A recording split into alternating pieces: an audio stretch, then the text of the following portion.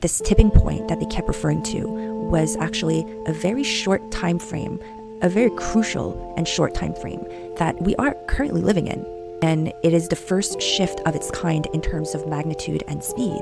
So they kept saying that it was time to shift gears, like shifting gears from this survival mode to a new purpose, one towards awakening and expansion, evolution, and potential. We've come to learn about who we really are at our core, our being. And we're here to awaken, we're here to activate and alchemize into a higher consciousness. We're here to become co-creators with the universe, the cosmos, with the divine aspect within ourselves. About 10 years ago, I received a vision of an ancient prophecy known as the New Earth. Back then, I was a fashion student with big dreams and goals of becoming a fashion designer. So I wasn't really in the headspace, nor did I have the interest or energy or, quite frankly, the intellect to think about the trajectory of humanity. So this wasn't my imagination. This was a very visual and cognitive telepathic message that came through from something or somebody. And although I have very strong theories of who they might be, for the sake of reference, I will be referring to them as they in this video. Their intention was clearly about getting the message across rather than the messenger. And during this vision, I was fully conscious and there was no verbal dialogue. Everything was communicated to me telepathically. And the beauty of telepathic communication is that you're just made to understand everything on a very deep level as if they're your own understanding. It's like a constant realization of like aha moments. So it's a very effective and efficient way of communicating, and I'm a fan. So one day, after a chaotic day at fashion school, I was going back home feeling exhausted. I got into the subway, sat on like the first seat that I saw. And as soon as I closed my eyes, my head got gently locked into a mild trance, very soft but firm. That's the only way I can explain it, really. And a vision began to play in my mind, a telepathic projection. It was like a movie that just started to roll and play in my mind. The visual narrative began against a black void, and a timeline started to roll out into what seemed like infinity, chronicling the entirety of human evolution from past to present, traversing the principal milestones of human evolution. It was echoing Charles Darwin's theory of evolution, survival of the fittest, natural selection. Our early ancestors' sole purpose was to survive. And we do have to thank them for being alive today, because without their success rate at survival, we wouldn't be here. And so that was their main goal, their main purpose was to stay alive, to survive. So this survival mechanism is deeply embedded in our biology. We are a product of billions of years in the making through natural selection that has safeguarded us from the perils of the wild, allowing us to stay in safety and comfort.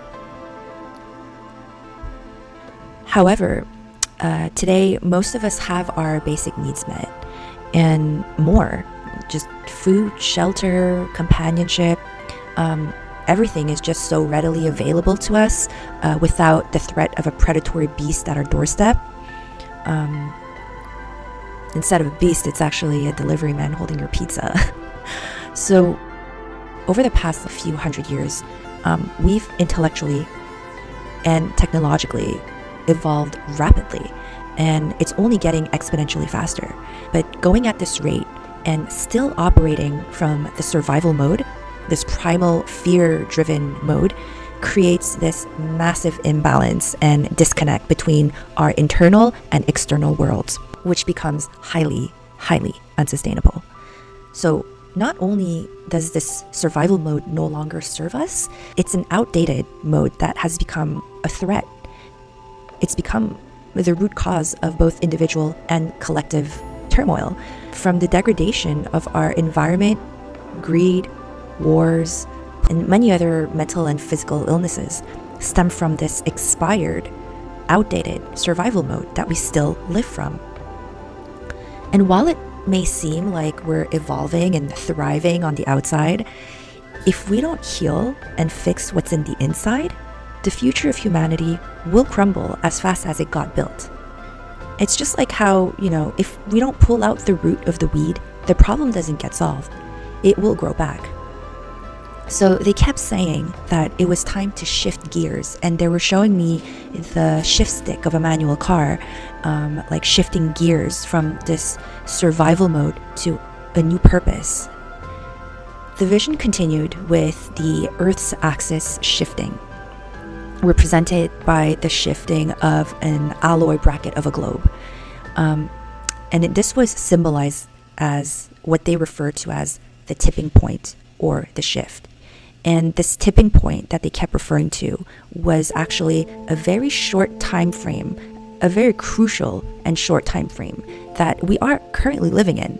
They said that from the point of view of a human, it may seem like a long time. It probably isn't something that's going to happen in a lifetime. But then they had me zoom out and show me the entirety timeline of human evolution. And from that point of view, it's a blip. And it is the first shift of its kind in terms of magnitude and speed. It's not your usual, typical, gradual evolution in a natural order. It's more of a leap. It's a quantum jump on a planetary scale. And much like a scale that tips, our planet needs high enough vibrational frequencies to tip over onto our next evolutionary stage. And this next stage, we might not be called humans anymore, just like we don't call ourselves Homo habilis anymore because we've moved on from that stage. And so with this new stage will come a new name. They haven't told me the name, in case you were wondering. This vision ended with granting me a peek through the future of Earth. And this is where it gets really sci-fi. I was greeted by this translucent light being. It was very lean and long. It's more of a silhouette, no like real features, no hair. It honestly looked like that being from the movie Artificial Intelligence, AI, with that little boy. But words failed to capture what I saw and what I felt. It was so beautiful. And until this day, I cannot say for sure if that being was a evolved human or if it was a being that was the messenger of this vision. But honestly, it doesn't matter. I was made to understand that our own evolution affected the evolution of the rest of Earth. I was shown the animal kingdom and the vegetation kingdom and how they were evolving because we were evolving, and that was the impact that we had on Earth. The more research I did, the more I realized that there was a wealth of information out there. And Eckhart Tolle had written a book about it called The New Earth. Dolores Cannon had written about it decades ago. I think it was called like The 3 Waves of Volunteers and a New Earth. And I was piecing the puzzle together with all these different perspectives of the New Earth that all had the same message, ultimately. And remember, your truth is always only one version of the truth. It's like one angle of the truth. So the more open-minded you are, the more you will learn and the more you will have a bigger picture of the whole truth. Eventually, my research led me to the Bible. In the book of Revelations, they talk about the prophecy of a new heaven and a new earth being born. And the new heaven resides within us, and it is the higher consciousness. And the new earth is the manifestation of that higher consciousness. The more I start to research about this, the more it became real and validated my own vision and the truth behind it. And I eventually became really in awe to be alive in the most monumental time in the history of Earth, to not only witness this unfolding of an ancient prophecy, but to participate in it when in Rome. So for a while, I did struggle with what they meant by finding a new purpose that we needed to replace with the survival mode. So what was this new purpose that they were talking about? And it really wasn't until I had gone through my own spiritual journey and awakenings and maturing and life experiences that I came to understand what they meant by finding a new purpose. And it is one towards awakening and expansion, evolution, and potential. One that no longer stems from repeating history because we're bound by the patterns of the past, but it's creating a new story, a new reality, a new earth. And only from your higher self can you live your higher purpose. We now find ourselves at crossroads in evolution.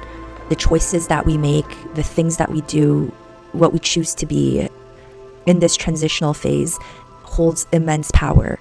They will determine whether we propel forward into evolution or if we go downward spiral into self-destruction. And although it is our destiny to transition to this new phase as a collective onto the new earth, it is still our responsibility to make it happen. And we're here to become co-creators with the universe, the cosmos, with the divine aspect within ourselves. We've come to learn about who we really are at our core, our being. And we're here to awaken, we're here to activate and alchemize into a higher consciousness. If this video resonates with you, it would help tremendously if you subscribe, like, commented, or shared this video. I'm just getting started with my YouTube channel, and your simple clicks would help me serve my purpose and humanity's towards a higher consciousness. So thank you so much for listening, and I will see you on my next video.